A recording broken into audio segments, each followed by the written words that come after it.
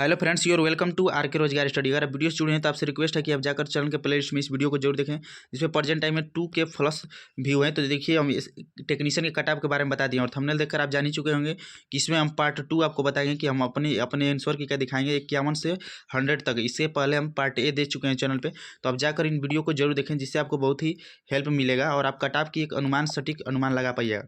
और देखिए, technician grade 3 देखिए यह है ना, देखिए टेक्नीशियन ग्रेड 3 13,000 इतने पोस्ट। तो देखिए, इसमें हम बताएं कि आंसर की स्कोर कार्ड और रैंक सब कुछ कैसे देख सकते हैं, तो आप जाकर इस वीडियो को जरूर देखें। और टेक्नीशियन ग्रेड 3 माई आंसर की जो हमारा जो एग्जाम हुआ है, तो देखिए हम सभी अपना सब कुछ दिखा रहे हैं। तो आप जाकर अपना टेक्नीशियन का देखिए, इसमें हम देखिए हाँ 1 घंटा पहले।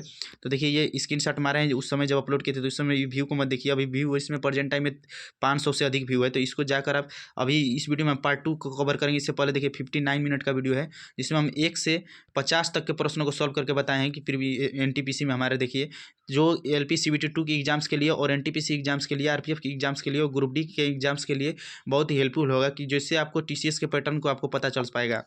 और देखिए, अगर आप एएलपी का एग्जाम से दिए हैं तो एग्जाम एएलपी का देखिए आप जाकर देख सकते हैं। देखिए, ये भी वीडियो अभी प्रेजेंट टाइम में 600 से अधिक है।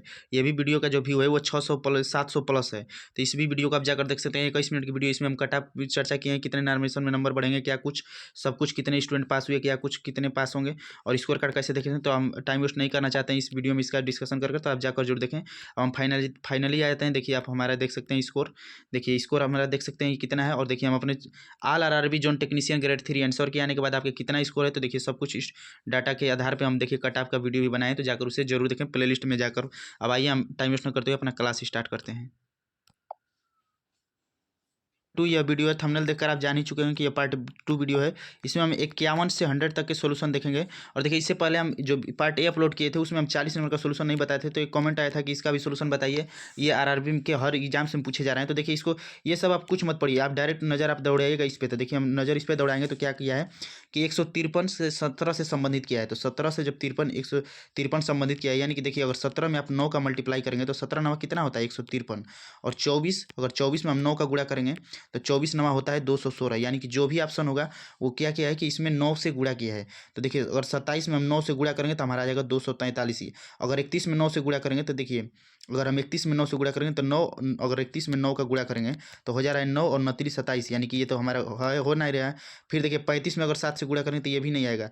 और देखिए, इसमें भी करिएगा 9 से गुणा तो नहीं आएगा, लेकिन 27 में जब हम 9 से मल्टीप्लाई करेंगे तो आ जाएगा 243। तो देखिए, इसी प्रकार हम इस प्रश्न को सही किए। तो देखिए, हमारा प्रश्न ये देखिए सही हुआ भी है। तो देखिए, अब आ जाते हैं हम अपने 51 नंबर प्रश्न पे।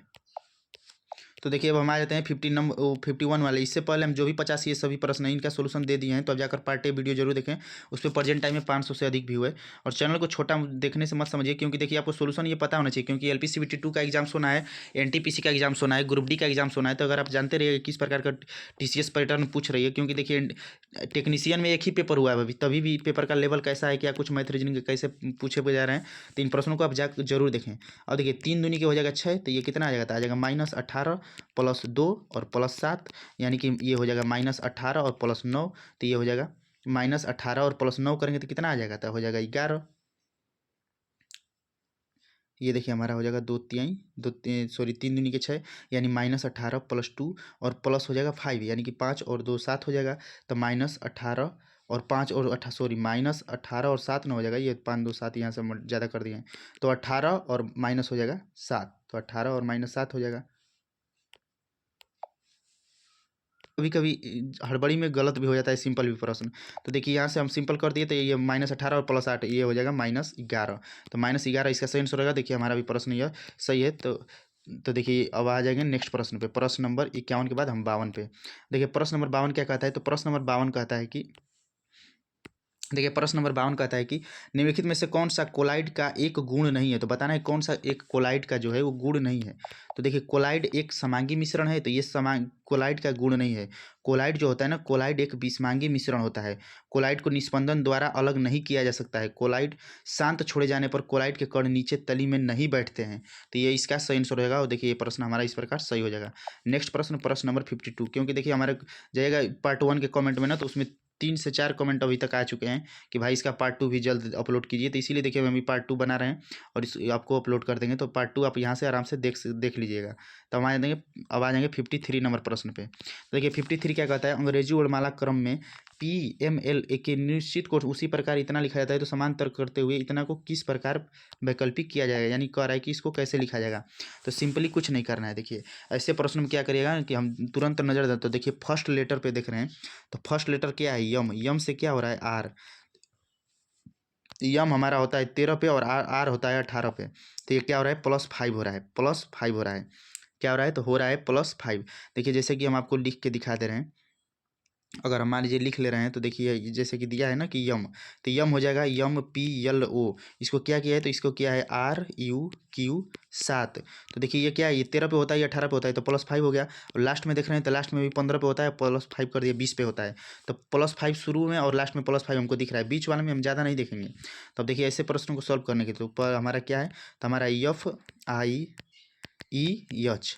तो ये होता है 6 पे, और 6 5 11, 11 पे क्या आ जाएगा, के से ये ऑप्शन शुरू नहीं है, के से ये ऑप्शन शुरू नहीं, दोनों ऑप्शन कट गया। अब तो यहाँ पे हमारा आ गया के, और आई अब लास्ट में देखेंगे एच है लास्ट में, क्योंकि देखिए के इसमें भी कॉमन है, के यन इसमें भी कॉमन है, के यन इसमें भी कॉमन है, लास्ट का लेटर लेकिन चेंज है। तो हम डायरेक्ट लास्ट के लेटर पे देख रहे हैं, तो लास्ट का लेटर है यच। यच होता है 8 पे, और 8 में 5 जोड़ेंगे तो 13, और 13 पे होता है यम। तो यम इज द राइट आंसर। तो फर्स्ट ऑप्शन हमारा सही हो जाएगा। देखिए हमारा प्रश्न यह सही हो जाएगा। नेक्स्ट प्रश्न, प्रश्न नंबर 54। अब देखिए प्रश्न नंबर 54 पे आ जाएंगे। थोड़ा सा लेंदी प्रश्न है, लेकिन ऐसे भी प्रश्न पूछे जाते हैं और आपको जानने चाहिए। तो प्रश्न नंबर 54 क्या कर रहा है कि देखिए ये दे दिया है ग्राफ, और कह रहा है कि इसमें स्टेट हैं, अपीयर हैं, शामिल होने वाले, क्वालिफाई, उत्तीर्ण होने वाले, किस राज्य के उत्तीर्ण होने वाले अभ्यर्थियों का प्रतिशत 2020 से 2021 तक नहीं बदला है। तो पूछ रहा है, तो देखिए इसको बाई ऑप्शन ही करना होगा, तो बाई ऑप्शन ही करना होगा। तो हम तो बारी बारी से तुरंत रख के चेक कर लिए, तो आप आराम से चेक कर सकते हैं। तो देखिए आ जाते हैं प्रश्न नंबर डी पे। तो प्रश्न नंबर डी पे अगर प्रश्न नंबर इसमें देखेंगे डी, तो डी का कितना है, तो डी में अपीयर हुए हैं 300 छात्र। डी में जो है वो अपीयर हुए हैं 300 छात्र, और कितने छात्र पास हुए हैं, तो 60 छात्र। तो 2020 में हम कह रहे हैं ना कि कह रहा है कि उत्तीर्ण होने वाले, किस राज्य में उत्तीर्ण होने वाले अभ्यर्थियों का प्रतिशत नहीं बदला है। तो 2020 में जो है डी वाले सेक्शन का देख रहे हैं कि 2020 में डी वाला सेक्शन में कितने स्टूडेंट पास हुए हैं। 2020 में डी वाले सेक्शन में टोटल अपीयर हुए थे 300 छात्र, जिसमें से 60 छात्र ही पास हुए हैं। तो यानी कि 60 बटा में 300 छात्र बैठे थे, 60 छात्र पास हुए हैं, प्रतिशत के लिए 100। जब इसे कैलकुलेशन करेंगे तो 6 पंचे 30 और 50 दूनी के यहाँ से आ जाएगा 100। तो ये हो जाएगा यहाँ पे, यानी कि डी सेक्शन में 20%, डी सेक्शन में 2020 में 20%। अब डी ही सेक्शन में कह रहा है ना, तो डी ही सेक्शन में अब देखेंगे 2021 में, तो 2021 वाले ईस्वी में डी ही सेक्शन में देखेंगे, तो डी सेक्शन में कितने, तो 400 छात्र थे, अपीयर थे, और इसमें से पास हुए हैं 80 छात्र। तो 400 छात्र अपीयर थे और पास हुए हैं 80 छात्र, और प्रतिशत के लिए 100 करेंगे, तो ये हो जाएगा 8 पंचे 40, यानी यहाँ से भी 20% आ गया।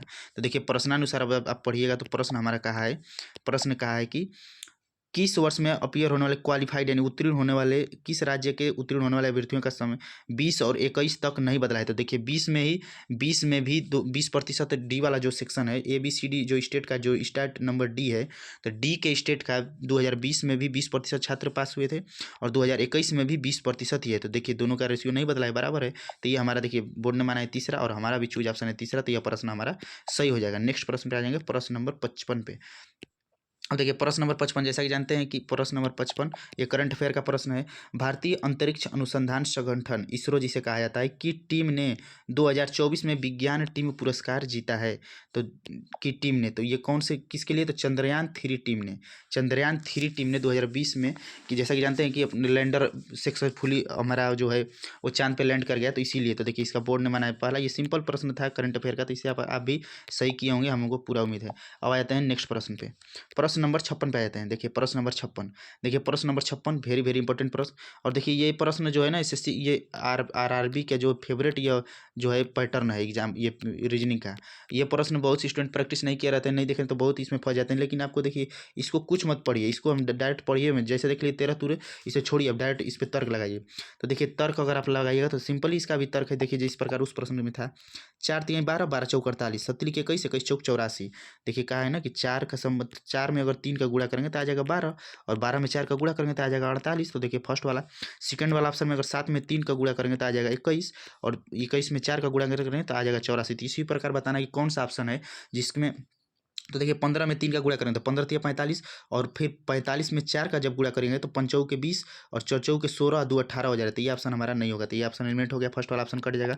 सेकंड ऑप्शन 15 तिया 45, तो 15 तिया 45 होता है, जबकि 25 दिया, ये भी ऑप्शन कट जाएगा। ये देखिए 5 से करेंगे तो 5 तिया होता है 15, लेकिन दिया है 45, ये भी ऑप्शन कट जाएगा। अब थर्ड वाले ऑप्शन पे आएंगे तो देखिए थर्ड वाले ऑप्शन पे आएंगे तो 15 45 180 दिया है, तो 5 तिया 15 और 45 चौके कितना हो जाएगा, तो 45 चौके 180। देखिए हमारा सबसे सूटेबल एंड 110% ऑप्शन सही हो जाएगा। तो इसी प्रकार देखिए यही प्रश्न पूछे जाते हैं और पूछे भी, और देखिए ये प्रश्न हमारा सही हो जाएगा। नेक्स्ट प्रश्न पे आ जाएंगे, प्रश्न नंबर 57 पे। प्रश्न नंबर 57 कहता है कि बताना है कौन सा कथन सही है। सर्वपल्ली राधाकृष्णन सी राजगोपालाचारी भारत के प्रथम भारत रत्न प्राप्त करता थे, तो बिल्कुल 110% ये ऑप्शन हमारा फर्स्ट वाला जो है वो सही है। सेकंड ऑप्शन पढ़ रहे हैं, 2024 तक की स्थिति के अनुसार सचिन तेंदुलकर भारत रत्न से सम्मानित होने वाले प्रथम और एकमात्र क्रिकेटर थे, तो बिल्कुल ये भी हमारा दूसरा वाला तर्क भी कथन सही है। तो देखिए इसका कथन का हो जाएगा कथन नंबर 1 और 2। देखिए सचिन तेंदुलकर को भारत रत्न कब मिला था, तो इन्हें मिला था 2014 में। सचिन तेंदुलकर को एकमात्र अभी तक क्रिकेटर हैं जिन्हें भारत रत्न मिला है, और उन्हें वो भारत रत्न कब मिला था, तो भारत रत्न मिला था 2014 में। ये आने वाले में पूछा जाएगा, क्योंकि यह बहुत ही इंपॉर्टेंट है। और देखिए टेक्नीशियन का ही हम इसमें सोल्यूशन देख रहे हैं, जो 29, जैसा कि जानते हैं टेक्नीशियन का एग्जाम हुआ था, तो 29 दिसंबर 2024 को पूछे गए सभी रियल प्रश्नों को हम आपको दिखा रहे हैं इसमें अपने। तो देखिए प्रश्न, देखिए ये भी प्रश्न हमारा सही है। देखिए प्रश्न नंबर ऑप्शन नंबर 3। अब आ जाएंगे 59 नंबर प्रश्न पे। देखिए रीजनिंग के प्रश्न इतने बड़े बड़े हैं ना कि इसको एडजस्ट कर पाना इसमें मुश्किल हो जा रहा है, लेकिन हम आपको सोल्यूशन दे रहे हैं, आप सोल्यूशन जरूर दे, इसे जानिए। अब देखिए आ जाएंगे 58 वाले प्रश्न पे। तो कह रहा है ना कि सभी कथन निष्कर्ष को वाले प्रश्न को तुरंत कथन बनाते हैं। तो कथन क्या कहा है, कहा है सभी बिला इमारत हैं। तो सभी बिला यानी कि भी मतलब बिला पढ़िएगा। सभी बिला क्या है, तो सभी बिला इमारत के अंदर आ जाएंगे। कह रहा है कुछ इमारत अपार्टमेंट है, तो कुछ इमारत जो है वो क्या है, अपार्टमेंट। मान लीजिए कि इमारत का इतना वाला हिस्सा जो है बीच वाला जो मैच कर रहा है वो अपार्टमेंट है। कथन निष्कर्ष निकालना है, निष्कर्ष कथन पढ़ के ही निकालना होता है। तो कह रहा है कि सभी इमारत बिला है, तो सभी इमारत क्या बिला है, नहीं, कुछ इमारत बिला है रहता, तो ये ऑप्शन हमारा सही होता है। लेकिन कहा है कि सभी इमारत बिला है, तो फर्स्ट वाला ऑप्शन कट जाएगा। सेकंड ऑप्शन कहा है कि कुछ बिला अपार्टमेंट नहीं है, तो बिला यहाँ पे है और अपार्टमेंट यहाँ पे है, तो कह रहा है कि कुछ बिला अपार्टमेंट नहीं है। तो क्या आप 110% है कि नहीं है। ऑप्शन देखिए डायग्राम देखने से तो पता चल रहा है कि लग रहा है कि नहीं है, लेकिन आप 100% श्योर नहीं है, क्योंकि जितना भी ये बिला का ये वाला हिस्सा है जो ई में जा रहा था, जो यानी कि इमारत में जो कह रहा है ना कि सभी बिला इमारत हैं, तो जब सभी बिला इमारत हैं तो बिला का ये वाला हिस्सा, देखिए ध्यान से समझिएगा, जब सभी बिला इमारत हैं, जब सभी बिला इमारत हैं तो इमारत का ये वाला हिस्सा जो बिला का ये वाला हिस्सा जो इमारत के साथ है अपार्टमेंट में, तो ये तो कभी भी कह रहा है ना कि कुछ बिला अपार्टमेंट नहीं है, लेकिन ये वाला हिस्सा तो अपार्टमेंट में चला गया है, तो इसीलिए फर्स्ट वाला ऑप्शन सेकंड वाला भी हमारा गलत हो जाएगा। अब एक यहाँ पे आपको ट्रिक बता दे रहे हैं, ट्रिक को आप जानते रहिएगा, ट्रिक आपको बहुत ही काम करेगी। जब भी कथन पॉजिटिव दिया रहा है, जब भी कथन पॉजिटिव दिया रहा है, ये क्या है, तो ये इसमें पॉजिटिव कहीं नकारात्मक बात है, नहीं पॉजिटिव है। सेकंड वाला ऑप्शन भी पॉजिटिव है। तो जब भी कथन पॉजिटिव यानी सकारात्मक रहे, तो निगेटिव वाला जो कैलकुलेशन यानी निष्कर्ष होता है वो हमेशा 110% गलत होता है 101% कंडीशन में। तो देखिए दोनों स्टेटमेंट जो है पॉजिटिव है, तो ये निगेटिव वाला जो स्टेटमेंट है इसका निष्कर्ष ये गलत होगा, तो इसका सही आंसर हो जाएगा न तो 1 फॉलो न तो 2। नेक्स्ट प्रश्न पे आ जाएंगे, देखिए ये प्रश्न भी हमारा सही हो जाएगा। नेक्स्ट प्रश्न पे आ जाएंगे, प्रश्न नंबर 59। प्रश्न नंबर 59 कहता है कि निश्चित इस प्रकार समूह बनाते हैं कि समूह से संबंधित नहीं है। बताना है कि कौन सा समूह से संबंधित नहीं है। तो देखिए इसमें क्या करना है, कह रहा है ना कि कौन सा समूह से संबंधित नहीं है। तो देखिए इसमें क्या करना है कि हम इसमें कंपेयर कर रहे हैं, तो कंपेयर कर रहे हैं, तो देखिए ये देखिए आई से के +2 बढ़ रहा है, और देखिए जी से आई +2 बढ़ रहा है, वाई से ए +2 बढ़ रहा है, लेकिन बी से सी हो जा रहा है लास्ट वाला, तो यानी +1 बढ़ रहा है। तो ये जो है ये इससे संबंधित नहीं है, यानी कि ये तर्क को फॉलो नहीं कर रहा है। सभी जो तीनों ऑप्शन में ना उनमें फर्स्ट टू लास्ट लेटर में +2 हो रहा है, लेकिन इसमें +1 हो रहा है, तो ये हमारा सही आंसर हो जाएगा। देखिए बोर्ड ने भी किया है, चौथा हमारा भी चूज ऑप्शन चौथा ही, तो ये प्रश्न हमारा सही हो जाएगा। अब आ जाएंगे 60 नंबर प्रश्न पे, आ जाएंगे 60 नंबर। अब हम आ जाएंगे 60 नंबर प्रश्न पे। देखिए हमारा आ जाएगा 60 नंबर प्रश्न। 60 नंबर प्रश्न क्या करता है, कहता है, तो देखिए 60 नंबर प्रश्न में क्या करिएगा कि देखिए इससे आप प्रश्न को जब भी सॉल्व करें ना तो आपकी निगाहें ऑप्शन पे होनी चाहिए, क्योंकि ऑप्शन से ही आप अपना समय बचा सकते हैं। तो देखिए अब इसको क्या करिएगा कि जब 60 नंबर प्रश्न को सॉल्व करिएगा, देखिए लिखा है क्यू। अब देखिए कहा है कि निम्नलिखित में से किसका विकल्प, यानी कि हमको बताना है आर का, तो आर का कहीं है तो ऊपर में देखेंगे तो ओ और क्यू। हाँ देखिए ऊपर में, देखिए ऊपर लेटर में देख रहे हैं तो ओ और क्यू में सभी में है। तो देखिए यहाँ पे क्यू दूसरे नंबर पे, यहाँ पे क्यू दूसरे नंबर पे, क्यू का मान कितना हो जाएगा, तो क्यू का मान आ जाएगा जे, क्यू का मान जे आ जाएगा। क्यू तीसरे लेटर पे है, तीसरे लेटर पर जे होना चाहिए। इसमें देखिए तीसरे नंबर पर जे नहीं है, इसमें तीसरे नंबर पर जे नहीं है। अब हम यहाँ से निकालिए, अब हम ओ का मान देख लेते हैं।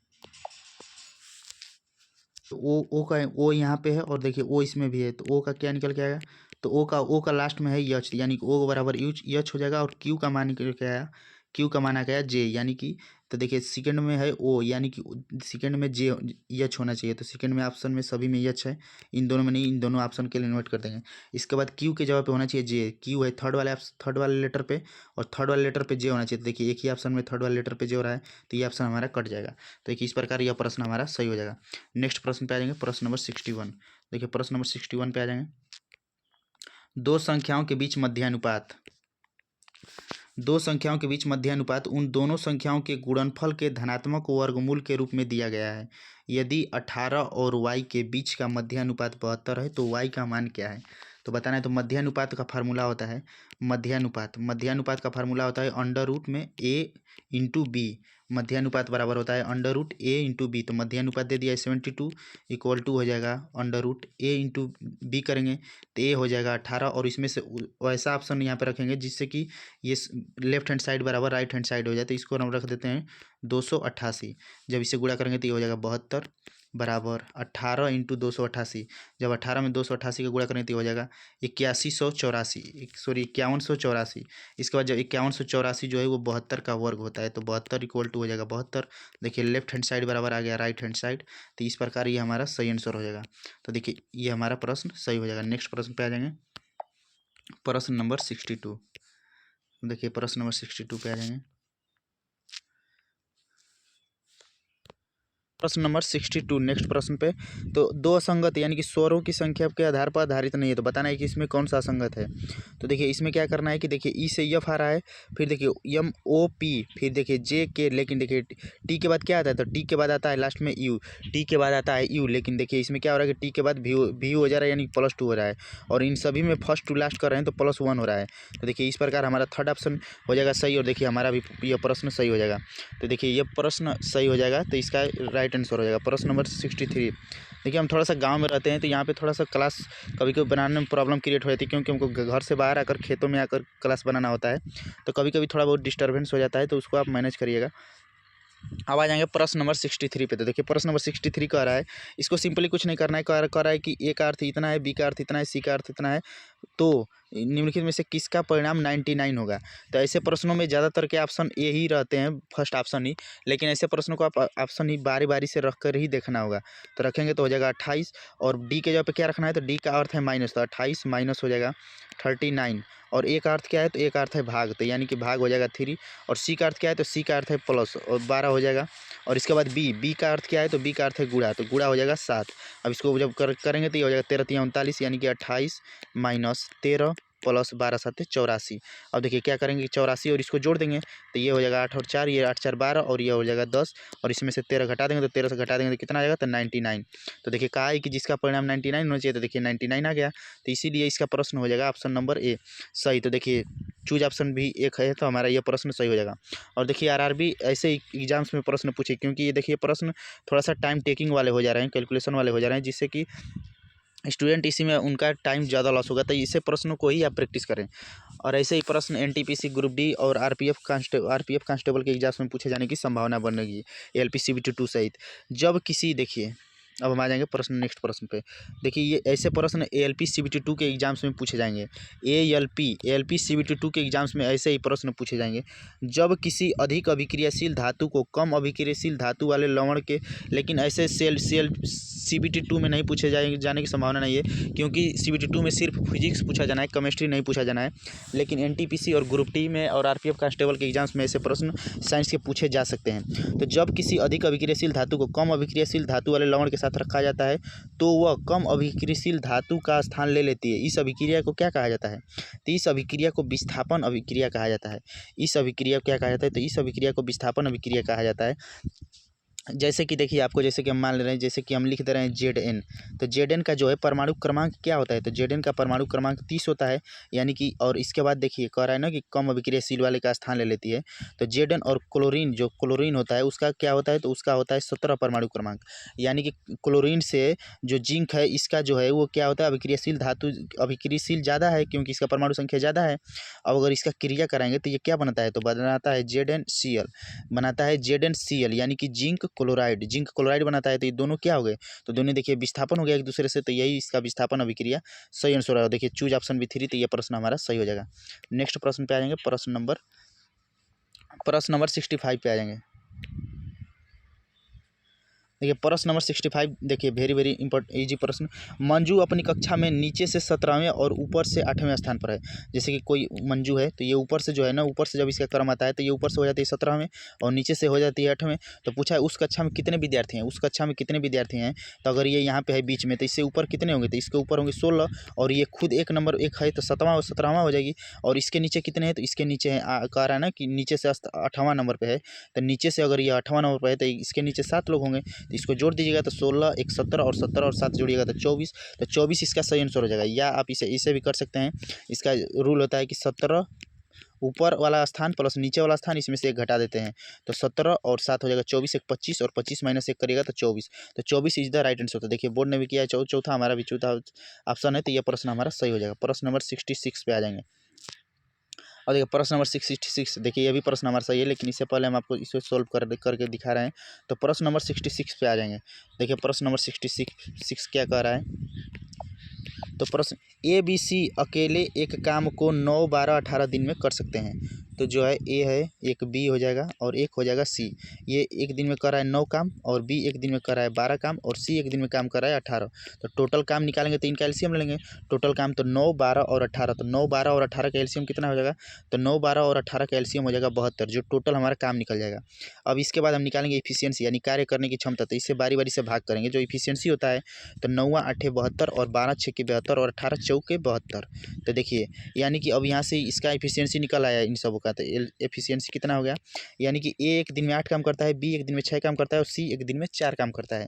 क्वेश्चन क्या पूछा है, क्वेश्चन पूछा है उन सभी के साथ मिलकर काम शुरू किया, लेकिन A ने 3 दिन बाद काम छोड़ दिया। देखिए सभी ने मिलकर साथ काम शुरू किया, लेकिन A ने 3 दिन बाद काम छोड़ दिया। तो A ने अगर 3 दिन बाद काम छोड़ा तो 3 दिन तक तो A, B और C तीनों साथ रहे। तो अगर एक दिन में ये तीनों मिलकर कितना काम कर रहे हैं, तो ये 6, ये 4 और ये 8, तो 8, 4, 8, 6 सॉरी 8, 6, 14, 4, 18। एक दिन में A, B और C तीनों मिलकर 18 काम कर रहे हैं। तो कह रहा है ना कि साथ मिलकर काम शुरू किया, लेकिन 3 दिन के बाद A ने काम छोड़ दिया। तो 3 दिन तक तो पहले साथ में काम किया होगा, तो 18 काम, यानी तीनों मिलकर 18 काम 3 दिन में कर दिए होंगे, तो 72 में से 18 घटा देंगे। तो जब 72 में से हमारा आ जाएगा, कह रहा है कि ABC, देखिए हाँ, तो 72 में से जब 18 घटाएंगे तो हमारा आ जाएगा 54। तो 54 फिर कह रहे हैं कि A 3 दिन बाद काम छोड़ दिया, अब एक काम छोड़ दिया, तो अब कौन कौन बचे हैं, अब बचे हैं B और C। तो कह रहा है कि शेष काम कितने दिनों में पूरा होगा, तो शेष काम कितना बचा है, तो शेष काम बचा है 54। और इस काम को कौन करेंगे, तो इस काम को करेंगे B और C, क्योंकि A तो काम छोड़ दिया है, A काम किया 3 दिन, इसके बाद A काम छोड़ दिया है, तो B और C करेंगे। तो B और C करेंगे तो ये हो जाएगा 6 और 4 10।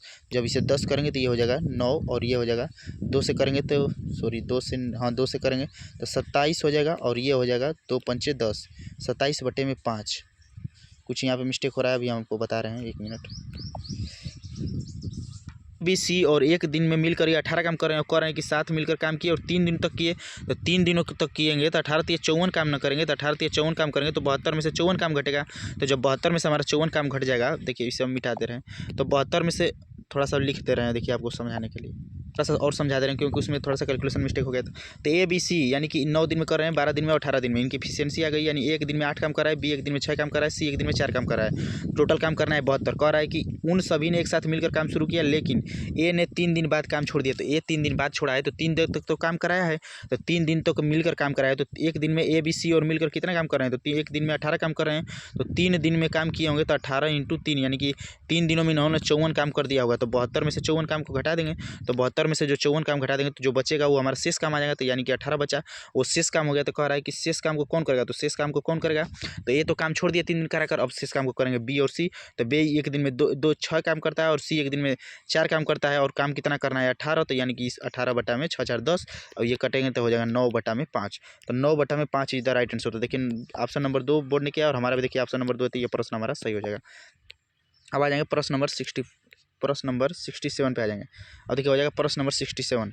तो देखिए प्रश्न नंबर 67 क्या कहता है, वार्षिक रूप से संयोजित 10% वार्षिक चक्रवृद्धि ब्याज की दर से 12,000 रुपये की राशि कितने वर्षों में 14,520 रुपया हो जाएगी। पूछ रहा है कि कितने वर्षों में 14,520 रुपया हो जाएगी यह राशि। तो देखिए इसको क्या करिएगा, अब हम इसको बता दे रहे हैं आपको। 60 तो राशि कितनी है, तो राशि है 12,000 रुपये। 12,000 रुपये राशि है, और ये कितनी हो जा रही है, तो हो जा रही है 14,520 रुपया। अगर 14,520 रुपया अगर 12,000 राशि है और 10% की दर से 14,520 रुपया हो जा रही है, तो इसमें ब्याज कितना है, तो ब्याज है, तो यानी कि राशि हो गई 14,520 और थी 12,000। तब 14,520 में से 12,000 घटा देंगे, तो 14,520 में से 12,000 घटा देंगे, और पूछता कि इससे चक्रवृद्धि ब्याज कितना मिला है, तो वो मिलता 2,520 रुपया। 2,520 रुपया इसमें ब्याज मिला है, क्योंकि 12,000 रुपये राशि थी और 2,520 रुपये ब्याज हो गया, तो इसी प्रकार इसका हो गया 14,520। अभी ऐसे प्रश्नों को हम बाई ऑप्शन रखते हैं, तो बाई ऑप्शन क्योंकि ये आसान पड़ेगा बाई ऑप्शन। तो बाई ऑप्शन अगर रख रहे हैं तो देखिए 12,000 रुपये की राशि है और 10% की दर से अगर हम 2 वर्ष के लिए माना है, तो 2 वर्ष का चक्रवृद्धि ब्याज क्या होता है, तो चक्रवृद्धि ब्याज होता है RT इंटू आर स्क्वायर, यानी कि एक बार दर का स्क्वायर होता है, एक बार दर और समय का गुणा होता है। तो जब दर का स्क्वायर करेंगे तो इसमें 2 ही डिजिट लिखा जाता है, तो 10 का स्क्वायर करेंगे तो 100 हो जाएगा। तो 100 के लिए 2 डिजिट लिखेंगे, एक पॉइंट पे दशमलव लगा लेंगे और एक दशमलव हो जाएगा जो इसे हासिल ले लिया जाएगा। जब इसका गुणा करेंगे तो 10 दूना का 20 और 20 एक 21, यानी कि ये हो जाएगा 12,000 का 21%।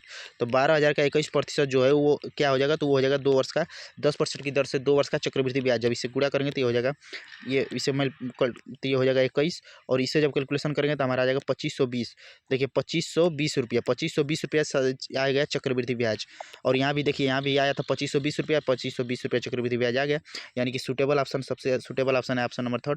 और इसी प्रकार देखिए इस प्रश्न को हम सॉल्व किए, इसी प्रकार आप भी सॉल्व करिएगा ऐसे प्रश्नों की, क्योंकि ऐसे प्रश्न बेसिक से मानिएगा तो बहुत ही लेंदी हो जाएगा। और देखिए ये प्रश्न जल्दबाजी में थोड़ा सा समझ में नहीं आया, स्किप हो गया, लेकिन ये ऐसे प्रश्न भी आप आराम से सही कर सकते हैं। ऐसे ही प्रश्न आरआरबी के अनेक एग्जाम्स में पूछे जाएंगे।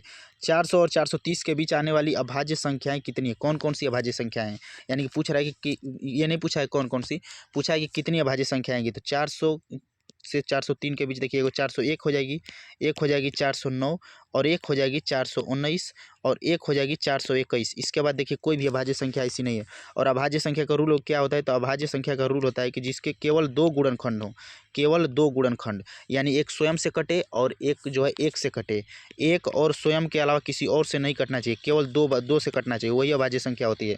तो 400 से 430 के बीच देखिएगा तो सिर्फ यही अभाज्य संख्याएं होंगी। तो इसका सही आंसर हो जाएगा 4, और हम नॉट अटेम्प्ट कर दिए तो ये प्रश्न हमारा स्किप है, लेकिन ये इसका सही आंसर हो जाएगा यही वाला ऑप्शन।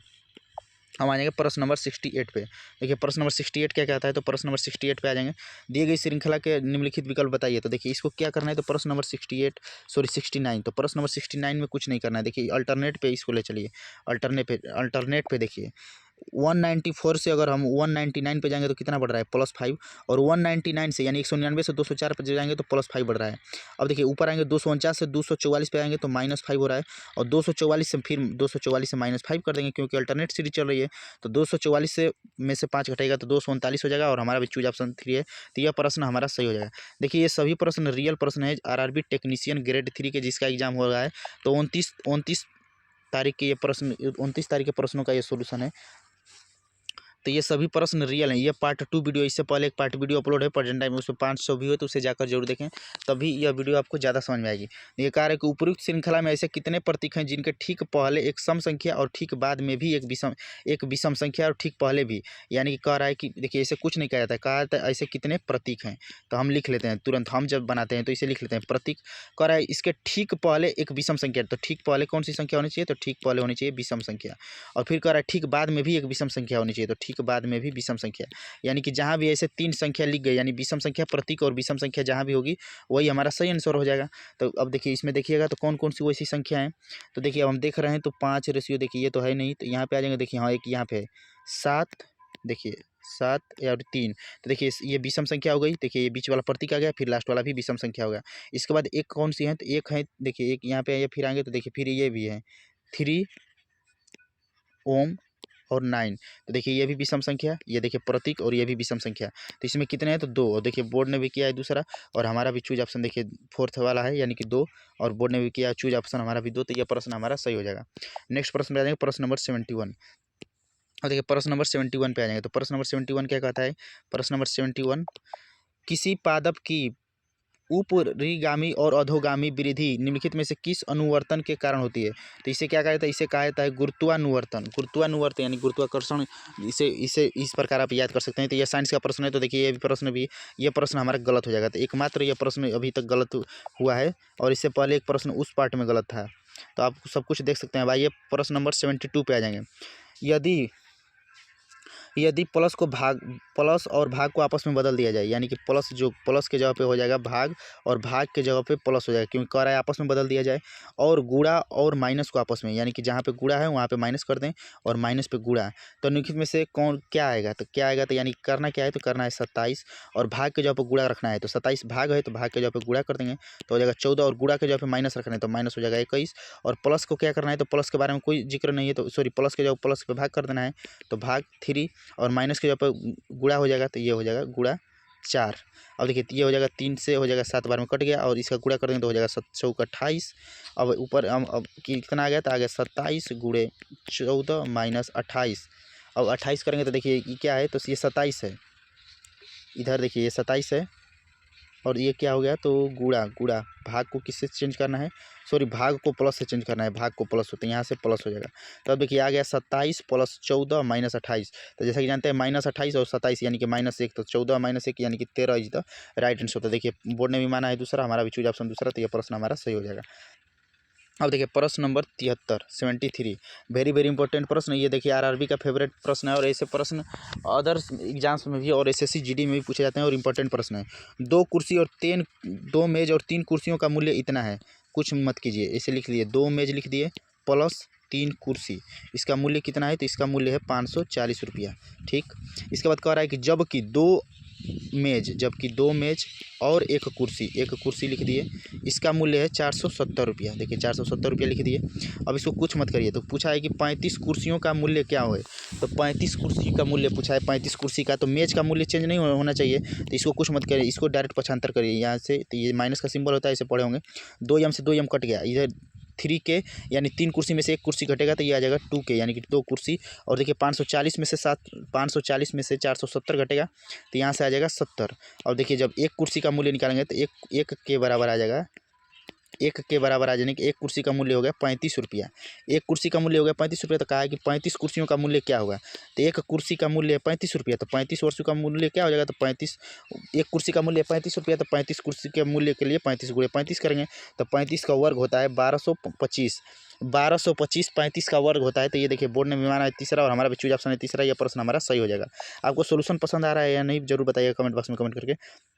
और हम एसएससी जीडी के लिए अपने चैनल पर प्रिपरेशन करा रहे हैं, प्रीवियस ईयर प्रश्नों का math, reasoning, Hindi, GK, GS का ट्रिक सोल्यूशन दे रहे हैं, तो आप जाकर चैनल को जरूर देखें। और देखिए अभी हम एसएससी जीडी के लिए चैनल पर प्रिपरेशन करा रहे हैं, इसके बाद जस्ट एसएससी जीडी का एग्जाम हो जाएगा, और हमको भी एलपी का भी एग्जाम का प्रिपरेशन करना है। इसके बाद हम तुरंत एनटीपीसी और ग्रुप डी के लिए भी प्रिपरेशन कराएंगे, तो उसके लिए आप चैनल को सब्सक्राइब जरूर करके रखें। देखिए हम गाँव में रहते हैं, ट्रैक्टर का साउंड आपको मिल रहा होगा, म्यूजिक का भी मिल रहा होगा, तो अब देखिए अब आगे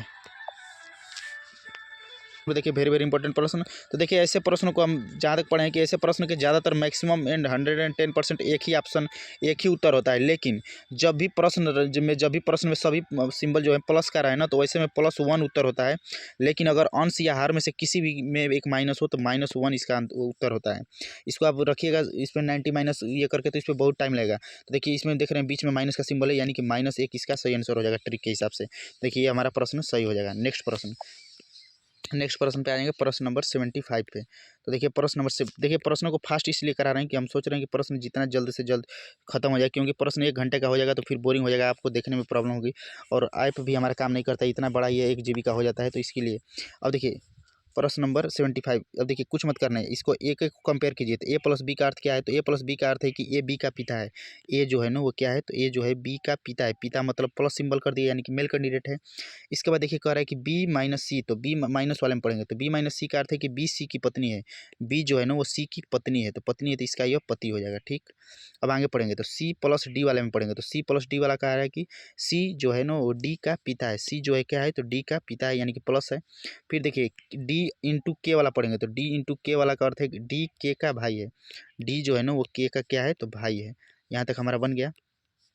अब पूछा कि तो ए का ई से क्या संबंधित है, यानी कि ए का जो है ना, ए का ई से क्या संबंधित है, ए का ई से डी, डी और के, डी इंटू ई, तो यहाँ पे ई हो जाएगा।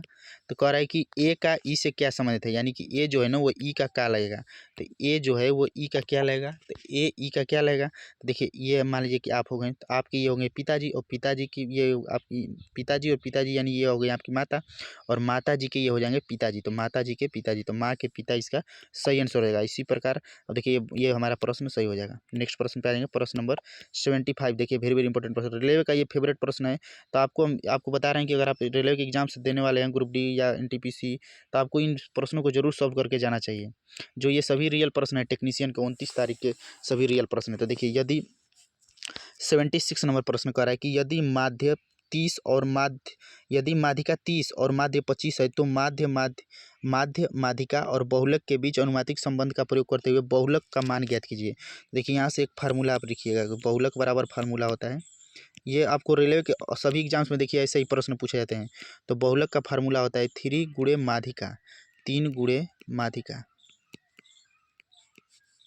3 गुणे माध्यिका एक ब्रैकेट में माइनस 2 गुणे माध्य, ये फार्मूला होता है बहुलक के लिए। इस पर आप कुछ भी रख के निकाल सकते हैं। देखिए कट गया जल्दबाजी में, रुक जाइए, इसको थोड़ा सा और लिख दे रहे हैं फिर से। देखिए बहुलक के लिए फार्मूला क्या होता है, तो बहुलक बराबर होता है 3 गुणे माध्यिका, 3 गुणे माध्यिका माइनस 2 गुणे माध्य, ब्रैकेट में दोनों होता है। अब देखिए बहुलक पूछा है कि बहुलक का मान ज्ञात कीजिए, तो बहुलक का मान ज्ञात करेंगे। तो 3 गुणे माध्यिका, माध्यिका कितना दिया है, तो माध्यिका का मान दिया है 30 माइनस 2 गुणे माध्य का मान दिया है 25। इसे मल्टीप्लाई कर देंगे तो हो जाएगा हमारा 30 3 90, और ये हो जाएगा 25 दूना के 50। तो इसका सही आंसर क्या हो जाएगा, तो सही आंसर हो जाएगा 40। और देखिए चूज ऑप्शन भी है हमारा सही 40। तो देखिए इसी प्रकार हम इन प्रश्नों को सॉल्व करते हैं। और रेलवे के ये वेरी वेरी इंपॉर्टेंट प्रश्न है। ये रेलवे के आने वाले एग्जाम्स में सभी शिफ्ट में एक एक प्रश्न यहाँ से पूछेगा ही पूछेगा 110%। तो इसे आप एकदम 100% आप श्योर कर लीजिएगा। आप प्रीवियस ईयर में भी देखिएगा ऐसे ही प्रश्न रेलवे के सभी शिफ्ट में पूछा जाता है। तो ये प्रश्न हमारा सही हो जाएगा। आ जाएंगे प्रश्न नंबर 77 पे। तो देखिए प्रश्न नंबर 77 पे आ जाएंगे। आमाशय भित्ति में स्थित जठर ग्रंथियां निम्नलिखित में से किसका श्रावण नहीं करती हैं। तो बताना है कि आमाशय में स्थित जठर ग्रंथियां किसका श्रावण नहीं करती हैं। तो जठर ग्रंथियां जो है लार का श्रावण नहीं करती हैं। लार का श्रावण कहाँ से होता है, तो लार का श्रावण आमाशय से होता है, एमाइलेज ग्रंथियों के द्वारा होता है। तो हाइड्रोक्लोरिक अम्ल आप पढ़े होंगे HCl, जिसे हाइड्रोक्लोरिक एसिड कहा जाता है। और देखिए तो इसका चूज ऑप्शन भी हो जाएगा प्रश्न नंबर सही। ये साइंस का प्रश्न है, इसे आप अगर पढ़े रहेंगे तभी कर पाएंगे। पादपों में प्लाज्मा झिल्ली के बाहर स्थित कठोर बाह्य आवरण को क्या कहा जाता है, तो उसे कहा जाता है कोशिका भित्ति। कोशिका भित्ति किसकी बनी होती है, तो कोशिका भित्ति काइटिन की बनी होती है। कोशिका भित्ति काइटिन की बनी होती है। देखिए ये भी हमारा प्रश्न सही हो जाएगा। नेक्स्ट प्रश्न पे आ जाएंगे, प्रश्न नंबर 79 पे। लंबी श्रृंखला वाले कार्बोक्जिलिक अम्ल के सोडियम अथवा पोटेशियम लवण को निम्नलिखित में से किस रूप में जाना जाता है, तो उसे जाना जाता है साबुन के रूप में। तो ये भी प्रश्न हमारा सही हो जाएगा। नेक्स्ट प्रश्न पे आ जाएंगे, प्रश्न नंबर 80। तो देखिए प्रश्न नंबर 80, ये इस प्रश्न को हम स्किप कर देंगे क्योंकि ये करंट अफेयर का प्रश्न हो, तो इसे छोड़ दीजिए। अब आगे आ जाएंगे।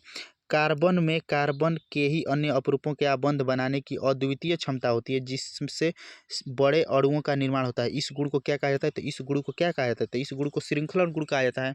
श्रृंखलन गुण। तो यह प्रश्न हमारा सही हो जाएगा। नेक्स्ट प्रश्न पे आ जाएंगे, प्रश्न नंबर 82। अब देखिए प्रश्न नंबर 82 पे आ जाएंगे। तो देखिए प्रश्न नंबर 82, निम्नलिखित में से सूर्य के प्रकाश के वर्णक्रम की खोज के लिए कांच के प्रिज्म का उपयोग करने वाले प्रथम व्यक्ति कौन थे? तो वो थे वैज्ञानिक कौन थे? तो वो थे सर आइजैक न्यूटन। कौन थे? तो वो थे सर आइजैक न्यूटन। न्यूटन ने क्या दिया था? तो न्यूटन ने पढ़े होंगे गति का तीनों नियम दिया था। तो गति का तीन नियम किसने का दिया हुआ है? न्यूटन का। आर्किमिडीज ने क्या दिया था? तो आर्किमिडीज ने तैरने का सिद्धांत दिया था। आर्किमिडीज ने तैरने का सिद्धांत, बर्नौली का प्रमेय, ये सभी आर्किमिडीज के हैं। और सीवी रमन ने क्या दिया था? तो सीवी रमन ने रमन प्रभाव की खोज किया था, जिनके लिए इन्हें 1930 या 1913 ईस्वी में नोबेल पुरस्कार से सम्मानित किया गया था। और आइंस्टाइन और अल्बर्ट आइंस्टीन ने क्या किया था? तो इन्होंने सापेक्षिकता का सिद्धांत दिया था। सापेक्षिकता का सिद्धांत और फोटो इलेक्ट्रिक प्रभाव की खोज भी आइंस्टीन ने किया था।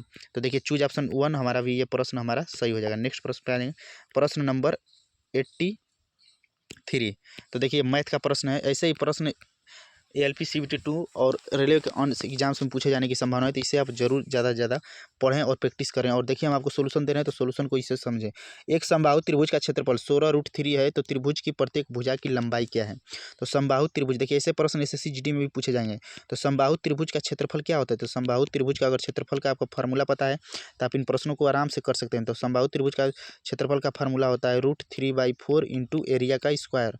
√3/4 इंटू एरिया का स्क्वायर। तो ये दे दिया है मान, क्षेत्रफल का मान दिया है ना, तो क्षेत्रफल का मान हो जाएगा 16√3 बटा में √3/4 इंटू, हमको क्या निकालना है? भुजा निकालना है। तो भुजा के लिए रख देते हैं एरिया का स्क्वायर। √3 से √3 कट जाएगा, तो एरिया का स्क्वायर बराबर कितना आ जाएगा? तो ये मल्टीप्लाई हो जाएगा, तो 16 चौके 64, इसलिए एरिया बराबर हो जाएगा √64। और √64 किसका वर्ग होता है? तो ये 8 का वर्ग होता है। 8 centimetre is the right answer. तो प्रत्येक त्रिभुज की प्रत्येक भुजा की लंबाई कितनी हो जाएगी? तो प्रत्येक भुजा की लंबाई हो जाएगी 8 सेंटीमीटर। देखिए बोर्ड ने भी किया है पहला, हमारा भी चूज ऑप्शन पहला, तो ये प्रश्न हमारा सही हो जाएगा। ये प्रश्न SSC GD का एग्जाम्स होने जा रहा है 2024-25 में 4 फरवरी को। ऐसे में देखिए एक प्रश्न ऐसे पूछा जा रहा है, क्योंकि प्रीवियस ईयर में भी एक प्रश्न पूछा जा रहा है समबाहु त्रिभुज पर। इसे जरूर जाकर ध्यान रखें और आगे भी पूछा जाएगा रेलवे के। और देखिए यह जो है करंट अफेयर का प्रश्न है, तो ऐसे प्रश्नों को अगर आपको आ रहा है तो पढ़िए, वरना स्किप कर दिए तो इसको कर दिया गया है, कर दिए हैं। फिर आगे पढ़ते हैं। निम्नलिखित एग्रीकल्चर, यानी कि देखिए अब ये वेरी वेरी इंपॉर्टेंट प्रश्न है। ये रेलवे का 5 स्टार प्रश्न है। 5 स्टार रेटिंग करेंगे, 5 स्टार क्या 10 रेटिंग, क्योंकि ये प्रश्न अगर थोड़ा सा आप माइंड पे थोड़ा सा प्रेशर आप सही से नहीं एडजस्ट कर पाए तो ये प्रश्न आपका गलत हो जाएगा। क्योंकि देखिए इस प्रश्न में कुछ है नहीं, लेकिन ये प्रश्न थोड़ा सा बस आगे पीछे करना होता है। इसमें क्या होता है कि हम LP का एग्जाम दिए जिसमें हमारा यह प्रश्न गलत हो गया था। हम थोड़ा सा बस इसे प्रश्न को बैठा नहीं पाए, लेकिन हम आपको इस वीडियो में बताएंगे कि आप किस प्रकार इस प्रश्न को बिल्कुल बैठा सकते हैं। एग्रीकल्चर में प्रत्येक स्वर को, एग्रीकल्चर है कौन सा लेटर है? एग्रीकल्चर हम लिख दे रहे हैं, सॉरी एग्रीकल्चर नहीं आर्टिकल्चर है, आर्टिकलेट लिखा है यार, हम कल्चर पढ़ रहे हैं। आर्टिकलेट हो गया, TE सही है, TLA सही। अब देखिए कह रहा है कि प्रत्येक स्वर को अंग्रेजी वर्णमाला के ठीक बाद वाले अक्षर से बदल दिया जाए। जो कह रहा है ना कि प्रत्येक जो स्वर है, अब देखिए यहाँ पे कहीं लिख दे रहे हैं, जो प्रत्येक स्वर है, देखिए जो कह रहा है ना कि जो पूरा ये अल्फ़ाबेट है, तो इसमें जो स्वर है ना उसको ठीक कह रहा है कि वर्णमाला के ठीक बाद वाले अक्षर से बदल दिया जाए। ठीक बाद का मतलब क्या है? ठीक बाद का मतलब आने वाले से। ठीक बाद का मतलब कहेंगे कि आने वाले से, यहाँ से लिखेंगे जब तक नहीं तब तक कन्फ्यूजन बनेगा, तो आने वाले से बदल दिया जाए। और कह रहा है कि प्रत्येक व्यंजन को, तो जो इसमें व्यंजन जो प्रयोग है, तो प्रत्येक व्यंजन को क्या किया जाए? तो अंग्रेजी वर्णमाला के ठीक पहले वाले अक्षर से बदल दिया जाए। हम उल्टा कर दिए थे, तो ठीक पहले वाले अक्षर से कह रहा है ना, तो ठीक पहले वाले अक्षर से इसको कर देना है। तो ठीक पहले वाले कह रहा है ना कि व्यंजन को ठीक पहले वाले लेटर से बदल दिया जाए। पहले वाले लेटर से मतलब कि बाद वाले लेटर से लिखेंगे, बाद वाले लेटर यानी पीछे वाले लेटर से, पीछे वाले लेटर से। अब देखिए आराम से सूटेबल हो जाए। ये हमारे LP में एग्जाम्स में हमारे 2 प्रश्न आए थे, दोनों गलत हो गए, हम आगे पीछे कर दिए थे, तो इसको आप समझ जाइएगा। कह रहा है कि आने वाले से, यानी कि कह रहा है ना कि देखिए जो है कह रहा है कि स्वर को ठीक बाद वाले से यानी कि आने वाले से, और व्यंजन को कह रहा है कि व्यंजन को अंग्रेजी में ठीक पहले वाले से यानी कि बीते वाले से चेंज करना है। अब इसे चेंज करेंगे तो स्वर क्या कौन? तो स्वर होता है A, E, I, O, U, 5 स्वर होते हैं। अब जो हम 5 स्वर को देख ले रहे हैं कहाँ पे है, तो देखिए एक यहाँ पे A, फिर I है एक यहाँ पे, फिर U है, फिर देखिए A है, फिर E है। तो इन्हें क्या करना है? तो इन्हें एक स्टेप हमें आगे कर देना है। तो A के जगह पे लिखेंगे तो क्या आएगा? तो A के जगह पे हमारा आ जाएगा B। आई के जगह पे क्या आएगा? तो आई के जगह पे आ जाएगा J। यू को क्या हो जाएगा? तो ST। यू को हो जाएगा VU। ए का क्या हो जाएगा? तो ए का हो जाएगा B। और ए का क्या हो जाएगा? ई का हो जाएगा F। एक एक लेटर आगे कर दिए। अब देखिए अब व्यंजन को करेंगे, तो व्यंजन क्या करना है? व्यंजन को पीछे करना है। तो R से R, अब इसमें क्या, हाँ, तो R से R के पीछे क्या आता है? R होता है 18 पे। आर जो है होता है 18 पे, तो इससे पहले क्यू आता है 17 पे, 1 लीटर इसे माइनस करना है। तो इसमें से एक एक माइनस करना है, सभी में से जो व्यंजन है उसमें से एक माइनस करिए, और जो जो देखिए ऐसे अब क्या करिए कि जो स्वर है उसे एक प्लस करिए और जो व्यंजन है उसे माइनस करेंगे। तो टी टी होता है 20 पे, और 20 में से माइनस करेंगे एक, तो ये हमारा आ जाएगा यस। और इसके बाद सी होता है, देखिए सी होता है 3 पे, और 3 में से एक माइनस करेंगे तो हमारा आ जाएगा बी। इसके बाद एल होता है 12 पे, 12 में से माइनस एक करेंगे आ जाएगा के। टी होता है 20 पे, 20 में से माइनस एक करेंगे आ जाएगा यस। तो ये देखिए हमारा हमारा ये स्वर हैं, ये सभी स्वर हैं और ये व्यंजन है, सभी को बैठा लिए। अब देखिए प्रश्न, अब देखेंगे प्रश्न क्या कह रहा है। यही प्रश्न थोड़ा सा कन्फ्यूजन ऐसे प्रश्न करते हैं। तो ये कह रहा है कि अक्षरों समूह में निम्नलिखित में से कौन सा अक्षर दो बार से अधिक बार आया है। कौन सा अक्षर 2 बार से अधिक बार आया है? तो देखिए एक ही लेटर है बी। बी जो है ना, देखिए 1 2 और 3, तो इसमें बी जो है 3 बार आया है।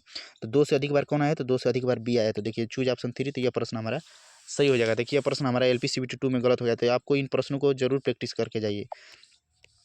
अब देखिए प्रश्न नंबर 86 पे आ जाएंगे। प्रश्न नंबर 86 क्या कहता है? तो प्रश्न नंबर 86 हमारा कहता है कि फरवरी 2024 में लोकपाल का अध्यक्ष यानी चेयरपर्सन निम्नलिखित में से किसे नियुक्त किया गया है? तो वो हैं फरवरी 2024 में लोकपाल के अध्यक्ष हैं न्यायमूर्ति अजय मणिकराव खानविलकर। तो देखिए ये हमारा सही आंसर हो जाएगा। आप करंट अफेयर थोड़ा सा हम पढ़े थे, तो इन प्रश्नों को भी आप सही कर सकते हैं। निम्नलिखित, अब नेक्स्ट प्रश्न पे आ जाएंगे। और देखिए ये प्रश्न भी हमारा सही है। देखिए इस प्रश्न को भी अगर आपको हम दिखाएं तो ये प्रश्न भी आपको सही है। तो देखिए ये प्रश्न भी हमारा सही हो जाएगा। लेकिन हम आपको बता रहे हैं कि कैसे इन प्रश्नों को सही तो हो जाएगा हमारा, लेकिन आप इन प्रश्नों को कैसे सॉल्व कर सकते हैं। तो देखिए निम्नलिखित में से कौन सा कथन सही है, बताना कौन सा कथन सही है। किसी वस्तु का भार स्थिर रहता है और अलग अलग स्थानों पर परिवर्तित नहीं होता है? तो बिल्कुल परिवर्तित होता है। किसी भी वस्तु का भार, देखिए किसी वस्तु का भार पृथ्वी पर अलग होता है, पृथ्वी के चांद पर अलग होता है, तो भार परिवर्तित होता है। किसी वस्तु का द्रव्यमान स्थिर रहता है, बिल्कुल 110%, और अलग अलग स्थानों पर परिवर्तित नहीं होता। तो देखिए द्रव्यमान जो है ना वो फिक्स होता है। किसी भी वस्तु का जो है द्रव्यमान जो है वो फिक्स होता है, लेकिन वेट अलग अलग होता है। इस पर एक फार्मूला क्वेश्चन पूछता है कि मान लीजिए कोई व्यक्ति है, अगर पृथ्वी पर मान लीजिए आप हैं, अगर कोई व्यक्ति है उसका पृथ्वी पर वजन अगर 60 kg है, अगर पृथ्वी पर उसका वेट जो है ना वो 60 kg है, तो चंद्रमा पर उसका वेट कितना हो जाएगा? तो चंद्रमा पर वेट कितना हो जाएगा? तो चंद्रमा पर पृथ्वी के 1/6 भाग होता है, तो इसका हो जाएगा 10 kg। अगर कोई व्यक्ति पृथ्वी पर 60 kg का है तो वो चंद्रमा पर जाएगा तो 10 kg का हो जाएगा। ऐसे ही प्रश्न होता है। और जो द्रव्यमान होता है, द्रव्यमान न कभी भी कहीं नहीं बदलता है। द्रव्यमान कभी कहीं नहीं बदलता है। द्रव्यमान कभी भी कहीं नहीं बदलता है। कोई भी वस्तु अगर चांद पर रहेंगे तो वही द्रव्यमान रहेगा, और सेम द्रव्यमान अगर पृथ्वी पर आएगा तो उसका द्रव्यमान वही रहेगा। तो द्रव्यमान कभी भी चेंज नहीं होता है। ये प्रश्न हमारा सही हो जाएगा। प्रश्न नंबर, नेक्स्ट प्रश्न पे आ जाएंगे। प्रश्न नंबर 88, निम्नलिखित में से कौन सा संकेत लड़कियों में लैंगिक परिपक्वता का संकेत नहीं है? बताना है कि लड़कियों में लैंगिक परिपक्वता का संकेत नहीं है। तो देखिए रजोधर्मस यानी मेंस्ट्रुएशन चक्र ये होता है ये, और देखिए इंक्रीज द ब्रीथ साइज ये भी होता है, और लेकिन देखिए तैलीय त्वचा ये भी होता है, लेकिन आवाज़ का फटना ये इसका नहीं है। तो ये हमारा सूटेबल ऑप्शन सबसे सही आंसर हो जाएगा। प्रश्न नंबर 89 पे आ जाएंगे। अब देखिए अब हम आ जाएंगे प्रश्न नंबर 89 पे।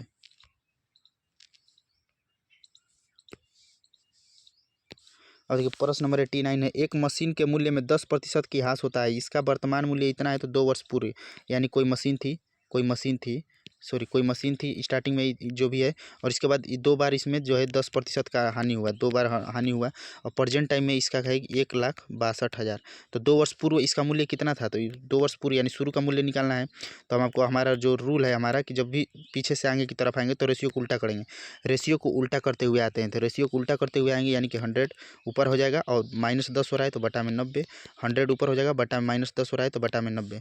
अब इसे कैलकुलेशन करेंगे, तो कैलकुलेशन करिएगा तो ये हो जाएगा 1 0 से 1 2 0 इधर कट जाएगा। इसके बाद देखिए 9 से कटाइएगा तो ये हो जाएगा 9 एकम 9, 9 8 72, डबल 0 इधर हो जाएगा, 2 0 कट गया है, 1 0 हो जाएगा यानी 180। फिर इसे कटाएंगे तो 9 दूना के 18, तो ये हो जाएगा 20 यानी कि 2 के बाद जो 0 0 होना चाहिए, तो 2 के बाद 0 0 सिर्फ यही ऑप्शन में है। तो बिना अब कुछ पढ़ना ही नहीं है कि 2 लाख है कि 20,000 है, तो डायरेक्ट हमारा सही आंसर रहेगा। तो बोर्ड ने किया है पहला, हमारा भी चूज ऑप्शन है पहला, तो ये प्रश्न हमारा सही हो जाएगा। प्रश्न नंबर आ जाएंगे 89 पे। अब देखिए आ जाएंगे प्रश्न नंबर 89। देखिए यह प्रश्न वेरी वेरी इंपॉर्टेंट प्रश्न हम कहेंगे इसे ALPCBT 2 के लिए, किसे ALPCBT 2 के लिए वेरी वेरी इंपॉर्टेंट प्रश्न, क्योंकि ALPCBT 2 में ऐसे ही प्रश्न पूछे जाएंगे। तो ALPCBT 2 के लिए यह बहुत ही इंपॉर्टेंट प्रश्न होगा। तो देखिए ये चूज ऑप्शन 3 हमारा प्रश्न यह सही है। और एक पूछा है कि एक कुली जमीन से 10 kg भार का सामान उठाता है और उसे जमीन से 1 मीटर ऊपर उठाए रखता है, तो सामान द्वारा किए गए कार्य क्या है, तो कार्य क्या है, तो कार्य जो होगा तो कार्य बराबर हो जाएगा mgh। mgh हो जाएगा क्योंकि ये ऊपर उठाया हुआ है। तो यम का मान कितना दिया है, तो यम यानी द्रव्यमान, तो द्रव्यमान का मात्रक होता है किलोग्राम, यम का मान दिया है 10 kg, तो 10 हो जाएगा। इंटू जी का मान क्या है, तो जी का मान देखिए क्या है कि गुरुत्वीय त्वरण जी ही लिखना है, तो जी को जी ही लिख देंगे। और यह ऊंचाई कितना है, तो ऊंचाई है 1 मीटर, 1 से गुणा कर देंगे। तो जब इसे गुणा करेंगे तो हमारा कितना आ जाएगा, तो आ जाएगा 10 जी। 10 जी इसका आ जाएगा क्या, वेट। लेकिन जो है वेट यानी कि भार, तो भार का मात्रक क्या होता है, तो भार का मात्रक होता है जूल, तो जूल के लिए जे लिखेंगे। तो 10 जी जे इसका सही आंसर रहेगा। तो देखिए हमारा भी चूज ऑप्शन थर्ड है, तो ये प्रश्न हमारा सही हो जाएगा, प्रश्न नंबर 91। अब देखिए प्रश्न नंबर 91 पे आ जाएंगे। बीसीसीआई ने पुरुष T20 क्रिकेट विश्व कप 2024 के विजेता टीम के लिए कितनी पुरस्कार राशि की घोषणा की, तो 2000, देखिए वेरी वेरी इंपॉर्टेंट, देखिए वेरी वेरी इंपॉर्टेंट करेंगे। बीसीसीआई ने T20 क्रिकेट विश्व कप 2024 की विजेता टीम के लिए कितनी पुरस्कार राशि की घोषणा की, तो वो की थी 125 करोड़ रुपये की, तो 125 करोड़ इसका सही आंसर रहेगा। नेक्स्ट प्रश्न 92 नंबर, अक्टूबर, देखिए प्रश्न नंबर नेक्स्ट प्रश्न पे आ जाएंगे। अक्टूबर 2024 में जारी, देखिए अगर आप इन प्रश्नों को प्रैक्टिस करना चाहते हो तो उसके लिए हम टेलीग्राम ग्रुप पे इनको सेंड कर देंगे, आप देख लीजिएगा। अक्टूबर 2024 में जारी 2024 वैश्विक भूख सूचकांक में 127 देशों में भारत का स्थान कितना है, तो भारत 105वें नंबर पे है। देखिए यह आप करंट पढ़े होंगे, बुक तो उसमें दिया है, लेकिन अब LPCVT 2 में करंट का सेक्शन हटा दिया, तो LPCVT 2 में ऐसे प्रश्न नहीं पूछे जाएंगे। प्रश्न नंबर आ जाएंगे 93 पे। प्रश्न नंबर 93 हमारा क्या कहता है, तो प्रश्न नंबर 93 है कि द्रव्यमान m का एक पिंड और द्रव्यमान 4m का एक पिंड समान ऊंचाई से गिराया जाता है, तो दोनों पिंडों द्वारा जमीन तक पहुंचने में लगा समय का अनुपात क्या होगा। वायु प्रतिरोध उपेक्षित है, वायु प्रतिरोध उपेक्षित का मतलब क्या है कि वायु का प्रतिरोध नहीं है, यानी कि निर्वात है, यानी कि वैक्यूम में गिराया जा रहा है, वैक्यूम में, वैक्यूम यानी कि निर्वात में गिराया जा रहा है। तो देखिए निर्वात में जब जब अलग अलग जब पिंड हो ना, तो जब निर्वात में क्या होता है, निर्वात में ये गिरा रहा है, तो निर्वात में दोनों वस्तु एक साथ गिरेगी। निर्वात में ना समय जो है वो साथ साथ दोनों वस्तु आएंगी। निर्वात में जब वस्तु को गिराया जाएगा तो ये रूल होता है कि निर्वात में दोनों वस्तु साथ साथ आती है, तो साथ साथ का मतलब कि रेशियो सेम रहेगा, तो सेम रेशियो एक ही ऑप्शन में, देखिए हमारा चूज ऑप्शन 3 है, तो यह प्रश्न हमारा सही हो जाएगा। नेक्स्ट प्रश्न, प्रश्न नंबर 94, देखिए प्रश्न नंबर 94 हो जाएगा। प्रश्न नंबर 94 क्या कहता है कि प्रश्न नंबर 94 हमारा है, परिपथ में यदि 5 ओम 10 ओम 20 ओम के 3 प्रतिरोध पार्श्व संयोजन में जुड़े हैं, यानी कि सीरीज और पैरेलल 2 समूह होता है, परिपथ का समतुल्य प्रतिरोध। तो देखिए इसके लिए आप पढ़े होंगे कि अगर जैसे प्रतिरोध का जब बात हो ना, तो जब सीरीज की बात हो, सीरीज यानी जब श्रेणी क्रम की बात हो ना, तो श्रेणी क्रम जब निकालेंगे तो समतुल्य प्रतिरोध के लिए R1 R2 R3 जितने भी सीरीज दिया रहा है उसको सभी को जोड़ देते हैं। लेकिन जब हम पैरेलल निकालते हैं, पैरेलल यानी कि समानांतर क्रम जब निकालते हैं, जब ये देखिए रूल होता है प्रतिरोध का, तो जब हम प्रतिरोध का पैरेलल क्रम निकालते हैं, और देखिए घरों पूछता है कि घरों की वायरिंग में कौन सा क्रम अपनाया जाता है, तो सीरीज नहीं अपनाया जाता है, घरों की वायरिंग में भी पैरेलल क्रम अपनाया जाता है। तो जब इसका निकालते हैं ना, तो 1/R टोटल इक्वल टू होता है 1/R1 प्लस 1/R2, जितने भी प्रतिरोध रहेंगे उसको प्लस करते करते बटे में जोड़ते जाएंगे, तो ये इसका रूल होता है। तो पूछा है कि परिपथ का समतुल्य प्रतिरोध क्या कौन सा क्रम है, तो क्रम है पार्श्व संयोजन, यानी कि पैरेलल है, तो पैरेलल के लिए क्या करेंगे, तो ये होता है 1/R टोटल इक्वल टू क्या हो जाएगा, तो 1/R1, तो R1 का मान कितना है, R1 का मान है 5 ओम, तो पहला है 5 ओम, तो 1/R1 का मान हो जाएगा 5, तो 1/5 प्लस दूसरा है 10 ओम, तो 1/10 प्लस तीसरा है 1/20। इसके बाद अब नहीं है, तो अब अगर और रहते तो और इसी में जोड़ते जाते। इसके बाद इसको करेंगे तो ये हो जाएगा 20 एलसीएम हो जाएगा, तो ये हो जाएगा 5 के 20 और ये हो जाएगा 10 दूना के 20 और 20 एकम 20। अब देखिए 1/R टोटल, तो 1/R टोटल बराबर कितना हो जाएगा, तो ये आ जाएगा 4 1 5 4 2 6 1 7, यानी कि 7/20। तो 7/20 1/R टोटल का माना गया, और पूछा है कि समतुल्य प्रतिरोध यानी R टोटल, तो देखिए 1/R टोटल बराबर हो जाएगा 7/20, और जब R टोटल करेंगे तो R टोटल बराबर हो जाएगा 20/7। तो कभी कभी ऑप्शन दिया रहता है 7/20, लेकिन वो नहीं ऑप्शन होता है, इसका सुटेबल ऑप्शन होगा 20/7 ओम। ओम प्रतिरोध का मात्रक होता है ओम, तो ओम इसका सही आंसर, देखिए हमारे भी चूज ऑप्शन 3 है, तो यह प्रश्न हमारा सही हो जाएगा। अब आ जाएंगे नेक्स्ट प्रश्न पे, प्रश्न नंबर 95। और ये प्रश्न नंबर 95 क्या कहता है, तो प्रश्न नंबर 95 है, देखिए प्रश्न नंबर 95 में कुछ नहीं करना है। देखिए एक कुट भाषा में फायर को इतना और फेयर को इतना, तो ए के लिए क्या लिखा जाएगा, तो देखिए FIR, देखिए रीजनिंग का ये TCS का नया पैटर्न है, इसे आप जरूर जाने, नहीं जानिएगा तो इसे पैटर्न पे RRB के अन्य एग्जाम्स में प्रश्न पूछे जाएंगे, तो आपको ये पता होना चाहिए किस प्रकार के प्रश्न पूछे गए और कैसे। आपको यूट्यूब पे शायद ही कोई सोल्यूशन इस प्रकार का दिया होगा, अगर आप लोग अगर कोई एग्जाम्स और स्टूडेंट दिए हैं तो आप लोग टेलीग्राम पर अपना अगर सेंड कर सकते हैं तो सेंड करिए, हम उसका भी सोल्यूशन दे देंगे। तो अब किसका पूछा है तो पूछा ए का, तो इसमें जो कॉमन होता है उसे काट देते हैं। इसमें एफ कॉमन है, इसमें भी एफ कॉमन है, आर कॉमन है, ई कॉमन है, आर कॉमन है, ई कॉमन है। इधर भी लेटर भी काटेंगे क्योंकि 3 लेटर कट गया तो 3 डिजिट भी कटना चाहिए। 3 से 3, 1 से 1, 8 से 1। तो ऊपर में क्या बचा है, ऊपर बचा है आई के लिए 7 और ए के लिए बचा है 4। तो अगर पूछता है ए का तो ए का होता है 4 और आई का पूछता है तो आई का होता है 7। किसका पूछा है उस कुट भाषा में ए को क्या लिखा जाएगा, तो ए को क्या बचा, तो ए के लिए बचा 4, तो 4 इज द राइट आंसर। देखिए हमारा भी चूज ऑप्शन 3 है, तो यह प्रश्न हमारा सही हो जाएगा। अब नेक्स्ट प्रश्न पे आ जाएंगे, प्रश्न नंबर 96 पे। देखिए प्रश्न नंबर 96 क्या कहता है, कोशिका की आंतरिक, देखिए कोशिका की आंतरिक सभी गतिविधियां में कोशिका पर्यावरण के अंतर कोशिका में देखी जाने वाली 3 महत्वपूर्ण कोशिकाओं में वह 3 विशेषताएं कौन कौन सी हैं। तो वहीं कोशिका, अगर कोई भी कोशिका है ना तो उसमें प्लाज्मा झिल्ली होगी, केंद्रक भी होगा और कोशिका द्रव्य भी होगा। तो ये देखिए पोज इसका, अगर कोई भी कोशिका है तो उसमें प्लाज्मा झिल्ली होगी, केंद्रक होगा, कोशिका द्रव्य होगा। तो इसका थर्ड वाला ऑप्शन बिल्कुल ही राइट हो जाएगा। प्रश्न नंबर 97 पे आ जाएंगे, प्रश्न नंबर 97। तो देखिए प्रश्न नंबर 97 क्या कहता है, तो प्रश्न नंबर 97 है, अधिकांश कोशिकीय प्रक्रमों के लिए ऊर्जा मुद्रा क्या है, तो वो एटीपी है। एटीपी होता है, एडिनोसिन ट्राइफॉस्फेट। तो कोई भी कोशिकीय प्रक्रम है तो उसके लिए एटीपी होता है। तो चूज ऑप्शन 1 ये हमारा सही आंसर हो जाएगा। प्रश्न नंबर 98। और देखिए प्रश्न नंबर 98 पे आ जाएंगे। तो देखिए प्रश्न नंबर 98 क्या कहता है, तो प्रश्न नंबर 98 है, रानी ने एक व्यवसाय शुरू करने के लिए बैंक से इतना रुपये ऋण ली, 2 वर्षों के बाद 7% वार्षिक की दर से साधारण ब्याज क्या देगी। तो देखिए यह कितना ली है, तो लिया है 2 लाख रुपये। 2 लाख रुपये लोन ले ली, कितने वर्षों के लिए, दो वर्षों के लिए।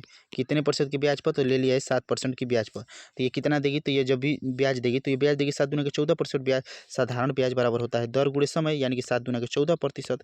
तो 14% करेंगे तो 2 जीरो कितना भी हो, लेकिन जब इसका 14 करेगा तो 14 दूना के 28 यानी कि 28 होगा।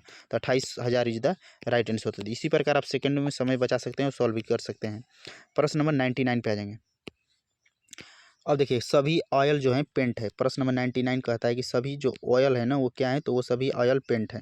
फिर कह रहा है सभी पेंट जो है ना वो ब्रश है, तो सभी पेंट ब्रश हो जाएंगे। कथन कह रहा है कि कुछ ब्रश आयल हैं, तो कुछ ब्रश आयल हैं, बिल्कुल सही हो जाएगा।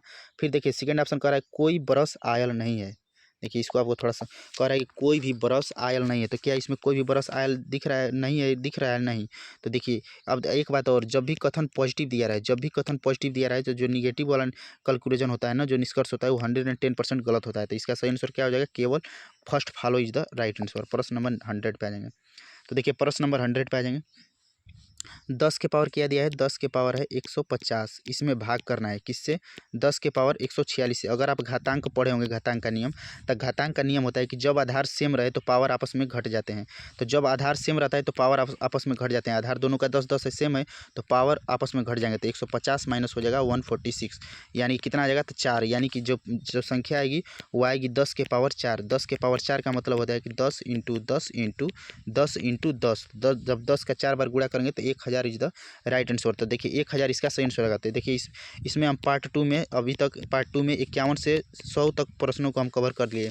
तो आपको ये सोल्यूशन कैसा लगा, आप लोग कमेंट बॉक्स में कमेंट करके जरूर बताइए। अगर आप लोग कहिएगा तो हम LP CBT 2 के लिए आपको प्रिपरेशन कराएंगे थोड़ा बहुत, जब भी चैप्टर वाइज न्यूमेरिकल का दे सकते हैं क्लास, तो आप लोग कमेंट करके जरूर बताइएगा।